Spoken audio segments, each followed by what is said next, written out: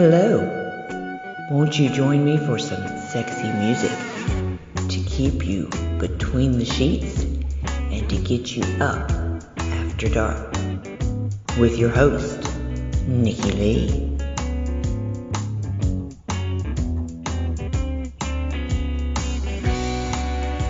Hello, and welcome to Ready for Love Radio and Sexy Music After Dark. This is your host and love coach, Nikki Lee, and this is officially the last show of 2021. So are we all ready to just say goodbye to 2021? You know, there's been some good things, there's been some bad things, there's been some not so good things. So And you know, it's always kind of nice to be ready to turn the page and to start a new year. You know, a new year, you start off with a clean slate, a blank page. Yeah, that's the author in me. You know, we got a clean slate, and it's that new page, and we can start over and say, you know what, it's what do we want to do with a new year? What do we want to do with a new year and a chance to kind of start from scratch? What do we want to do with this one? So, you know, I don't know. It's the last couple years have just been kind of really, really strange. So it's, you know, I figure let's just have some fun with this one. You know, tomorrow's New Year's Eve, if you're listening to the premiere.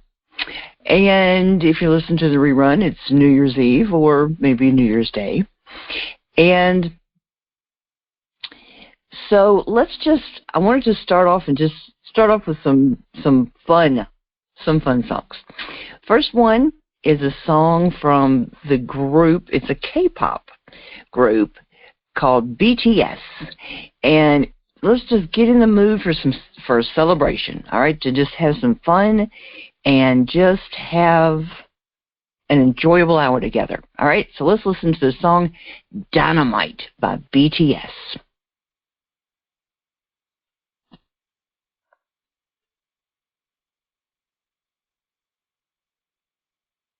All right, upbeat, cheerful, fun seemed like a great way to get started. Now, I want to take us back. We're gonna have a time machine. I like time machines when we do these shows. We can just bebop all over the place and just visit whatever year we want to. So let's go back, and I think we all need to kind of just own it and say, you know what? I am not just going to be swayed by whoever says what in 2022. It's kind of, there's been way too much of that, I think, the last 2 years. And I'm not going to get political. That's all I'm going to say about it. But let's just kind of take control of our own lives. And I'm going to use a song from the 60s. And it's a 68 classic by, are you ready for this? The rock band The Zombies, okay, to remind us that we need to be filled with optimism for the new year. So let's listen to This Will Be Our Year by The Zombies.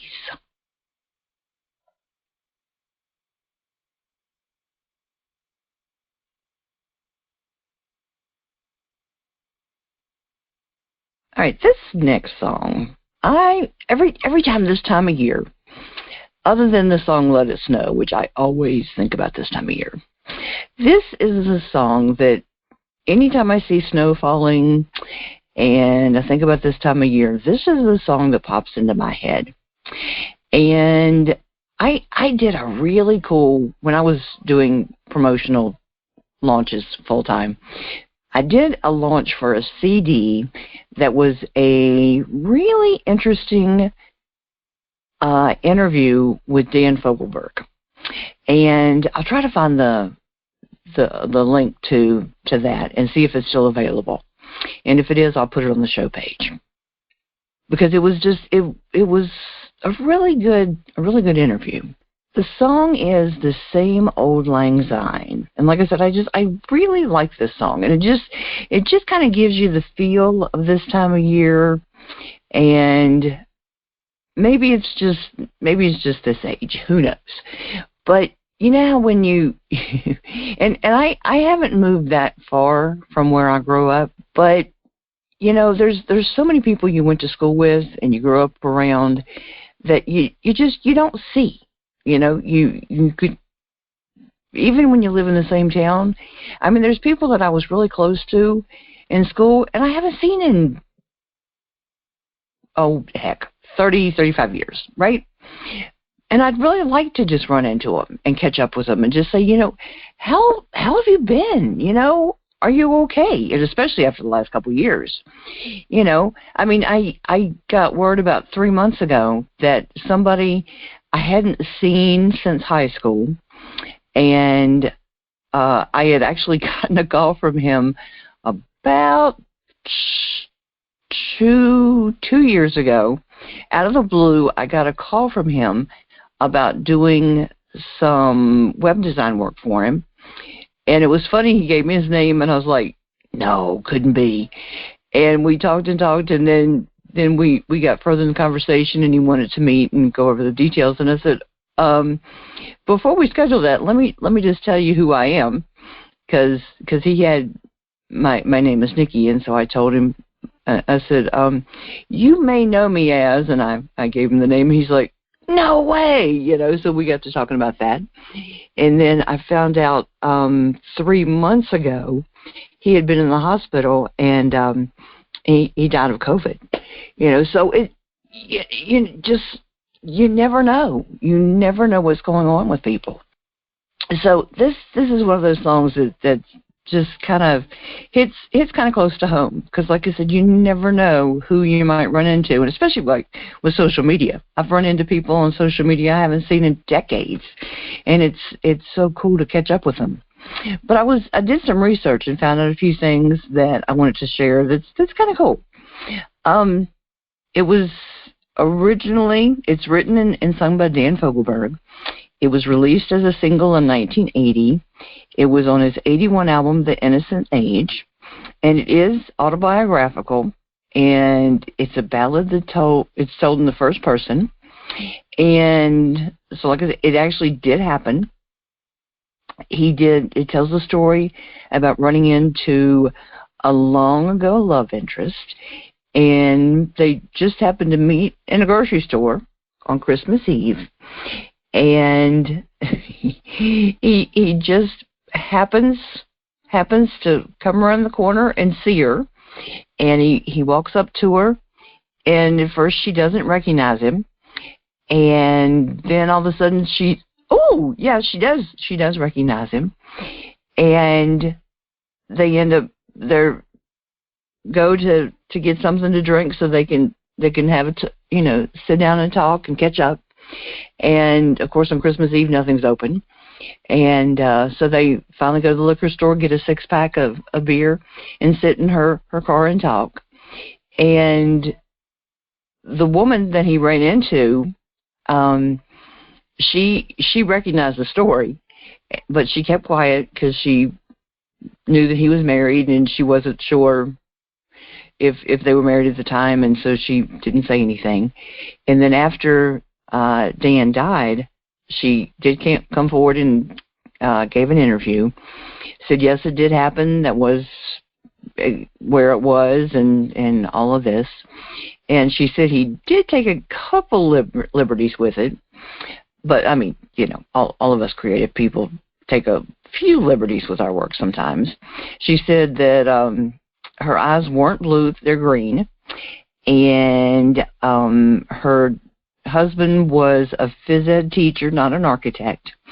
And there's a line in the song where he says she would have liked to say she loved the man, but she didn't like to lie.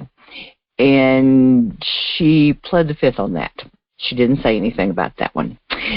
So, and by that time, she divorced her husband. So it's kind of irrelevant at this point. An interesting fact about the street where the store was, in 2008, the city of Peoria gave Abington Drive the honorary designation of Fogelberg Parkway.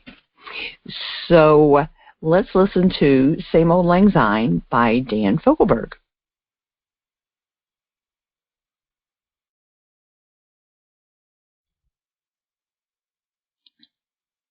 All right, the next song, I saw the title of this, had no clue what it was about, but it just felt like a good song for New Year's Eve.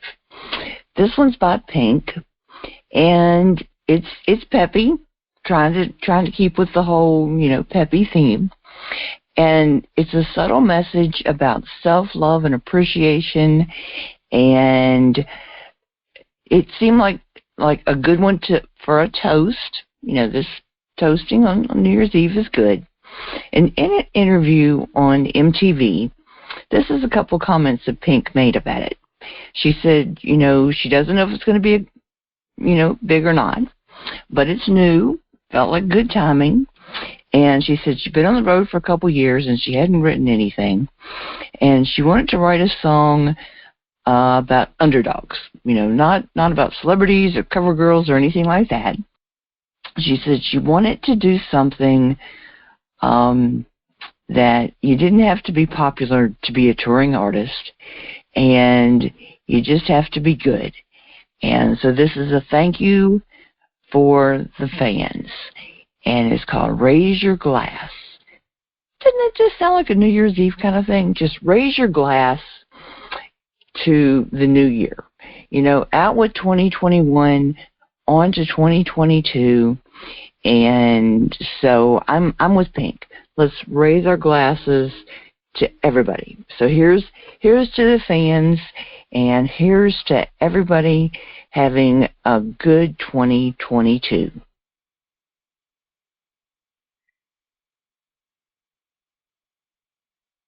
All right, now this is a little different too.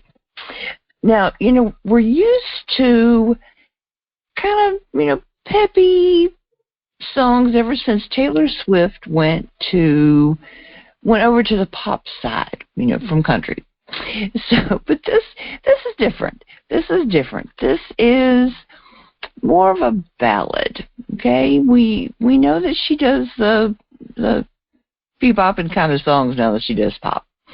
But this one, she kind of shows a vulnerable side. Okay, this is called New Year's Day by Taylor Swift, and it's an acoustic piano ballad, and it's delicate. There's some riffs, occasional guitar, and a little bit of synth kind of notes in it. But it's a contrast to other things that she does, and especially on this one that most of the stuff on this album is electronic. And the lyrics, she's singing about sharing her innermost vulnerability. Ooh. And she's sharing it with her lover, and they're cleaning up their shared place, and they're caring about each other, and it's the morning after having a New Year's Eve party. So it's a different kind of thing. So I just thought I'd share that with you. It's called New Year's Day by Taylor Swift.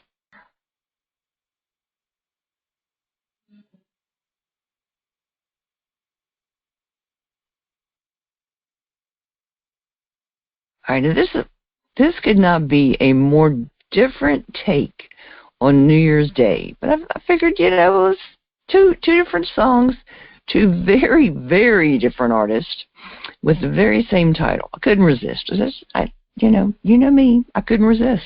So how about New Year's Day by Bon Jovi? Now this is one that celebrates unparalleled positivity and excitement. Hey, gotta have some positivity about the new year. So it's about positivity and new beginnings.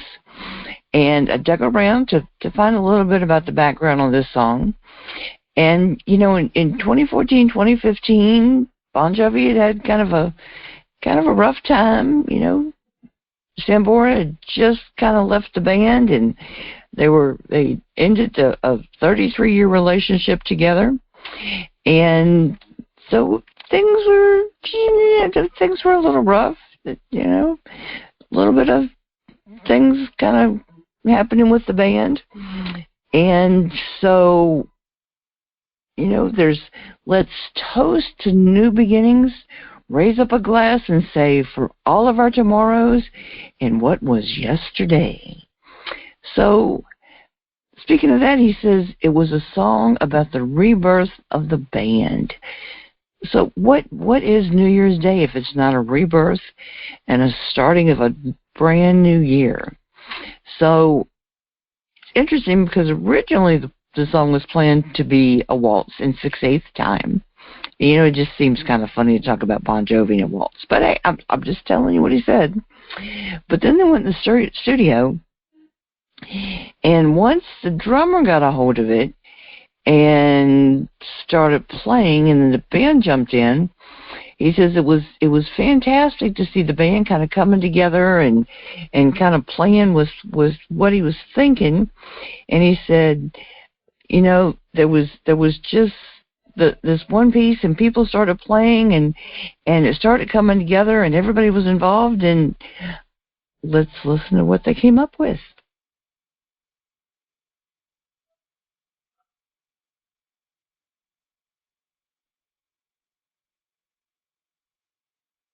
All right, so what'd you think? Did you like it?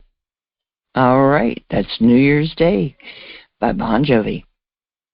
Now, I reached out to a friend of mine, and I said, tell me what song you think about when I say New Year's Eve. And I'm guessing that nobody listening is going to say the same thing. I just have this feeling. But since I asked, I'm going to do it for him. I'm going to play it. And it's personal, so I can't tell you what he said, but I can tell you something about the song. He said, walk like an Egyptian. Makes you wonder, doesn't it? But the cool thing, so we're gonna listen to Walk Like an Egyptian by the Bangles. Neat thing about this is I've always wondered where in the world the idea for the song came from. So the neat thing, it was inspired on a ferry ride crossing the English Channel. Now, the reason I find that so cool is one of my best-selling books was inspired by a ride on a ferry. Now, not on the English Channel. I gotta admit, not the English Channel. But it was inspired on a ride on a ferry from Ocracoke, which for people from Hatteras in Island and the Outer Banks of North Carolina, and people who have a thing for pirates know that's where Blackbeard used to hide when he was being hunted. So, interesting. I was coming back from Ocracoke Island one time, and it was in the evening. The sun was setting. Gorgeous, gorgeous night. And I was reading some information, and a story idea started coming together. And my mystery novel, Lila and the Locket, was actually inspired on that ferry ride back to Hatteras. So I like that. He said it was inspired. The water was choppy, and passengers were having a rough time walking across the ferry, and they were trying to walk across, but they were walking very awkwardly, and they were moving their arms rough, trying to get across the boat, and they were having a hard time with it. And it reminded him of the movements and this kind of thing of seeing people walk like an Egyptian. And he jotted that down in a notebook, like many of us do when we have ideas that we might use for something creative later on. And it reminded him of some of the pictures he'd seen in hieroglyphics. And sometime later, he he looked at his notebook where he had written "Walk Like an Egyptian," and the rest is history. What can I tell you? So next time you're on a ferry ride somewhere, you may get some brainstorm that turns into something absolutely fascinating. You never know. So people, I always tell people, inspiration can happen anywhere. Now you know. The rest of the story, as Paul Harvey used to say. And also, just for a little bit of historic significance here, Walk Like an Egyptian was one of the songs that was actually banned by Clear Channel after September 11th. And it was also included in a list of records to be avoided by the BBC during the Gulf War. So all kinds of fascinating little tidbits about that. All right. So let me see.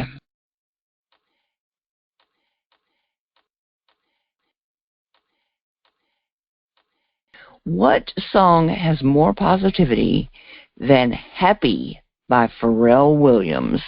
You know, that song kind of irritated me the first time I heard it, but you can't not smile when you listen to this song. I'm telling you. And, you know, we need another happy song right now. Pharrell needs to come up with something else. Because the last 2 years, we have needed this song again. We really have. Maybe he needs to re-release a remastered version or something. I don't know. But this thing charted like all over creation, you all.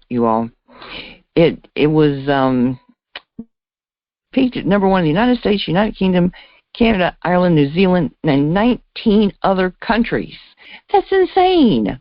But you know what? I dare you not to smile. Let's listen to Happy by Pharrell Williams.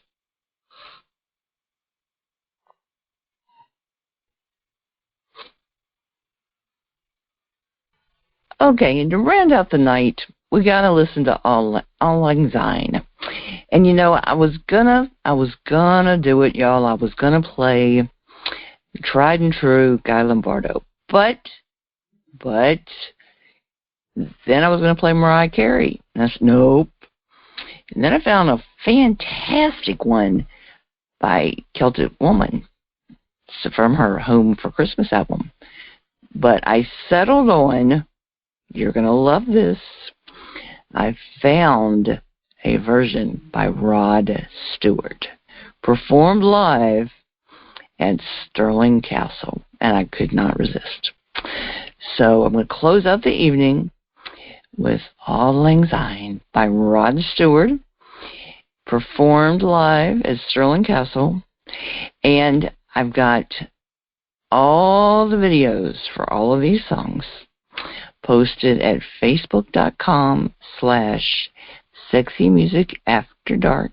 And I've got a couple extra videos for other songs that I was going to share, but we didn't have time. And I will share those videos also on facebook.com/sexymusicafterdark. And I hope you all enjoyed the show, and I hope you have a wonderful and safe New Year's Eve. And I will see you next year right here on Ready for Love Radio. And also, big news. I am so excited about this. PleaseMe.com, who you've met Heather Montgomery from Please Me, is having a contest to find the 100 top sexperts. And yours truly, me, is one of the people in the running. There are 300, and they're going to narrow it down to the top 100. And I am in the running, and I would very, very, very much like your vote. And the link to vote will be on the show page and on my blog and on my website. So if you go to the show page, every show page for the next couple weeks, I will have it there. But please go and vote for me if you think that I deserve to be one of them.